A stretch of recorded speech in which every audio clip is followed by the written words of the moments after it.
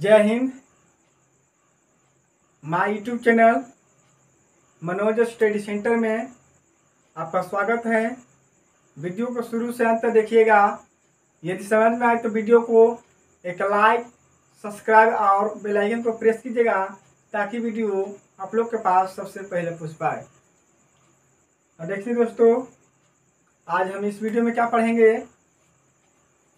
दही वाली मगामा चैप्टर के जो वर्णिका है दोस्तों, जो हिंदी है सब्जेक्ट, और वर्णिका है भाग 2 है। दही वाली मगामा चैप्टर का नाम है दोस्तों। इसका लेखक है श्रीनिवास जी हैं। तो दोस्तों आज हम इसको ऑब्जेक्टिव क्वेश्चन को लेकर आए हैं और VVI क्वेश्चन है दोस्तों। परीक्षा की दृष्टि से बहुत इंपोर्टेंट क्वेश्चन आज हम बताने जा रहे हैं। और देखिए यहाँ पर पहला क्वेश्चन है, दही वाली मगामा कहानी के कहानीकार कौन है। यह आएगा दोस्तों, दही वाली मगामा का रचनाकार कौन है या लेखक कौन है। तो हम क्या देखो बताएंगे, श्रीनिवास जी हैं। क्या है? श्रीनिवास। इसका लेखक कौन है दोस्तों? श्रीनिवास है। अब देखिए दूसरा क्वेश्चन, रंगप्पा। रंगप्पा क्या था? रंगप्पा जो था दोस्तों, मगमा ही के गांव का ही एक आदमी था। बहुत दोस्तों आशिक था, शौकीन था जुआ खेलने के दोस्तों। तो वही है रंगप्पा। क्या था? तो एक जुआरी आदमी था दोस्तों। क्या होगा?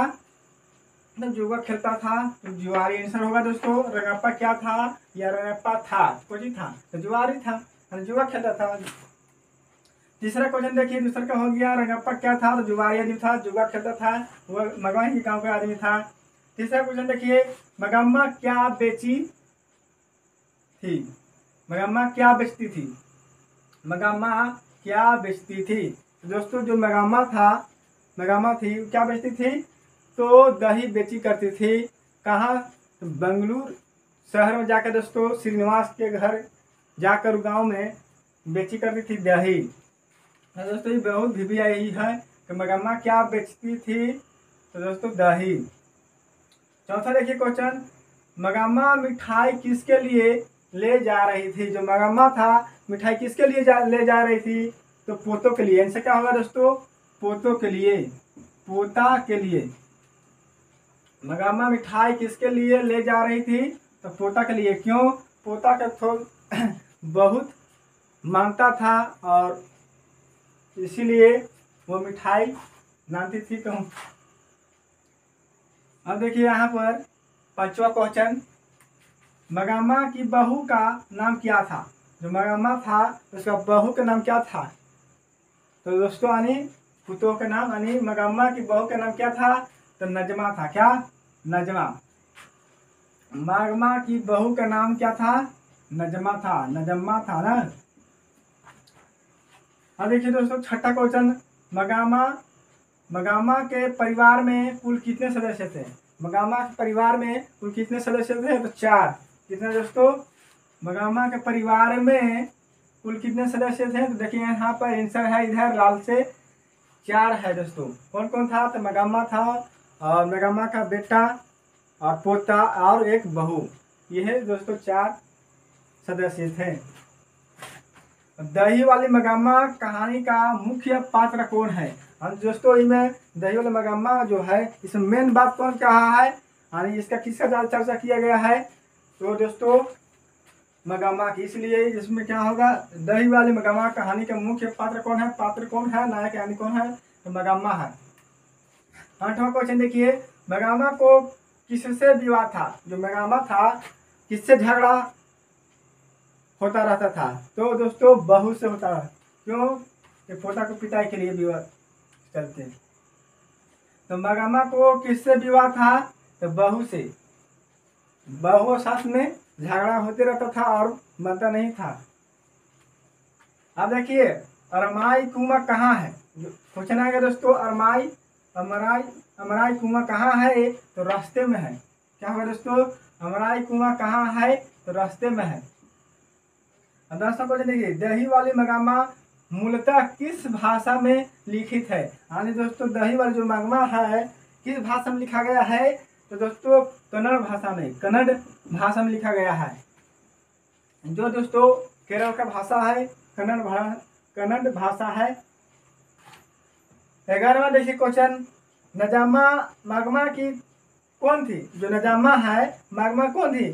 तो दोस्तों बहु कभी कह सकते हैं या पुत्र का वधु है, यानी मागमा के पुत्र का पुतो है। मागमा का जो बेटा है तो वह वधु थे, यानी उसको वाइफ थे इसको, तो मागमा के पुत्र के, तो मागमा क्या ही लगेगा, बहू में होगा। तो नजामा जो है मागमा की कौन थी? तो बहू थी या पुत्र का वधु। यही दोस्तों इतना क्वेश्चन है और बताते हैं। अब बताते हैं क्वेश्चन को, न तो स्क्रीनशॉट लेना होगा, स्क्रीनशॉट ले सकते हैं।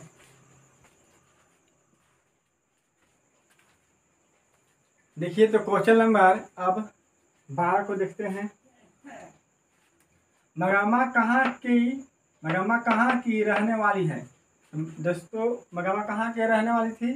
तो यहाँ पर देखिए अवलूर के पास किसी गांव की, यानी गांव का नाम था वेंकटपुर शायद करके।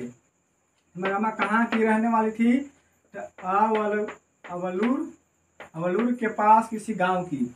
अब देखिए क्वेश्चन नंबर 13, बहू ने सास को मनाने के लिए क्या किया? बहू ने सास को मनाने के लिए क्या किया? तो दोस्तों अपने बेटों को सास के पास भेज दिया था, क्योंकि वो पैसा जो कमा कर रखती थी जो सास, तो सोचता था कि इसी को ना दे भाई पैसा।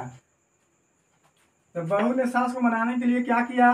तो दोस्तों अपने बेटे को सास के पास भेज दिया। क्वेश्चन नंबर 14, क्यों री राशि इस छोटे से बच्चों को क्यों पीट रही है? किसने कहा? दोस्तों जो बच्चों को पिटाई हो रहा किसने कहा? तो मगामा ने किया था। क्यों री राशि इस छोटे से बच्चों को क्यों पीट रही है, किसने कहा? तो मगामा ने कहा। मगामा आंसर होगा दोस्तों मगामा। क्वेश्चन नंबर 15, मगामा से कौन कर्ज मांग रहा था? मगामा से कर्ज कौन मांग रहा था? तो रंगप्पा मांग रहा था। उसी गांव का था जो जुआरी आदमी था, बहुत जुआ का शौकीन आदमी था।